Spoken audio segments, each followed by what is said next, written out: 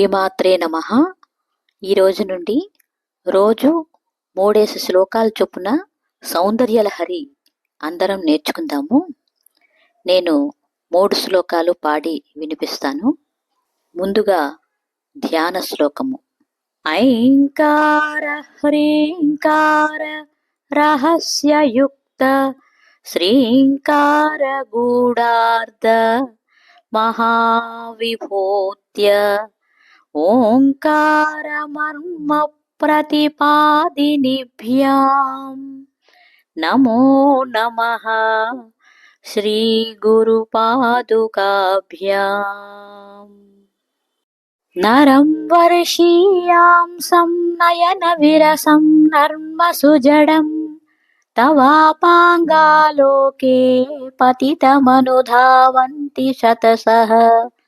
గళద్వేణీబంధాః కుచకలశవిస్రస్తసిచయాః హఠాత్త్రుట్యత్కాంచ్యో విగళితదుకూలా యువతయః.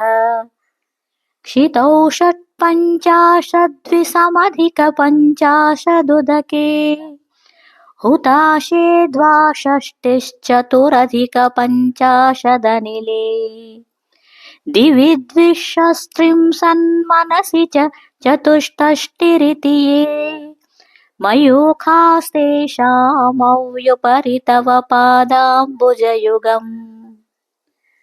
శరద్యోత్స్నా శుద్ధాం శశియుతజటాజూటమకుటాం వరత్రాసత్రాణ స్ఫటికఘటికా పుస్తకకరాం సకృన్నత్వా నత్వా కథమివ సతాం సన్నిదధతే మధుక్షీరద్రాక్షా మధురిమధురీణాః ఫణితయః.